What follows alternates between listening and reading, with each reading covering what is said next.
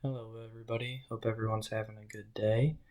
So, to answer the first prompt, how do you think a person's health is affected by weight stigma? I think I agreed with a lot of the points in lecture. I think people that experience weight stigma have a poorer perception of their own functioning, and then this can cause them to be less likely to eat healthy and exercise the right way, and can obviously create just more health problems for people that experience this. And I also thought it was a pretty incredible stat that people who experience weight stigma are 5 times more likely to have a mood or anxiety disorder.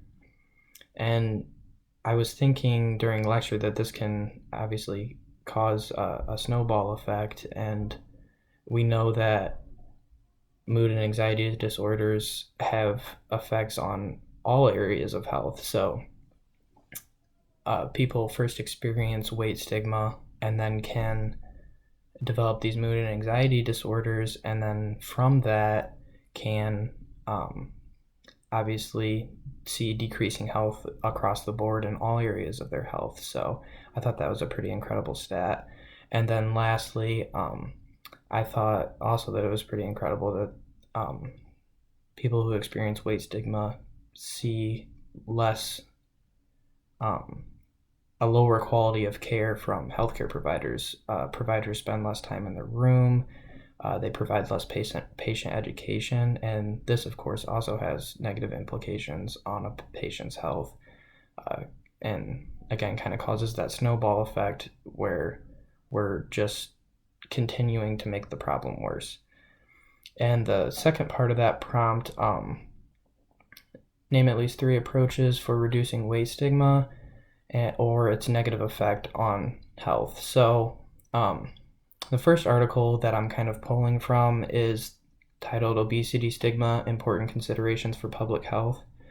And I thought that this article made a few good points. One being, we really need to increase the accessibility of healthier foods. A lot of times, this is an affordability issue as well, because as we all know, it's a lot more expensive to eat healthy.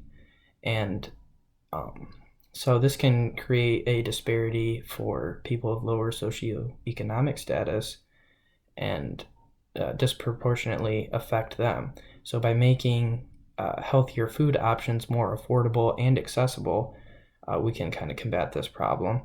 And then a second point that article made was we can increase advocacy to the government to produce legislation to combat this problem. So the government doesn't really have much in place at this time to combat this really nationwide health crisis, epidemic in a way. And I think that it's important as healthcare providers that we advocate for this change and produce improvements that way. And then another article that I pulled from was the Addressing Stigma Through Social Inclusion. And this made, I think, a very good point about public awareness campaigns. So, obviously, as nurses, we're learning all this now, all the negative effects of stigma and how this can affect people's health, but the majority of the public probably isn't aware of this. So, by raising public awareness through these awareness campaigns, we can reduce stigma across the board and really make a big change in this problem, because we can't just change as healthcare providers. We have to change really the whole society surrounding this issue. And to answer the second prompt, this was talking about basically our reaction to our implicit bias test that we took. And personally, I need to improve upon my ability to talk about issues of racism and prejudice. I get very uncomfortable talking about these issues just because it's a very touchy subject, and it's difficult for me to talk about. I don't know why that is. It just is. And in order to really make a change in these issues, I do realize that I need to be more comfortable about uh, talking about these things and really advocating for change. Um, and I think these tests are important for especially us as healthcare providers to take and understand, because I think it's important that we understand our own areas of weakness.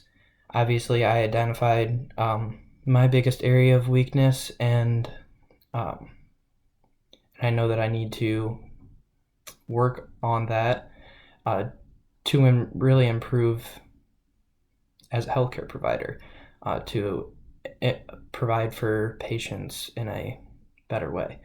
So, by taking these tests and understanding our areas of weakness, that allows us to work on these things and then be able to provide better care, more inclusive care, because a lot of the times we're not even aware that we have these implicit biases because they are just that, implicit bias.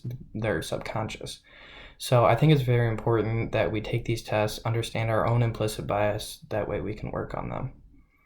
Um, I would appreciate any feedback that anyone would like to respond to me with, and thank you guys for listening.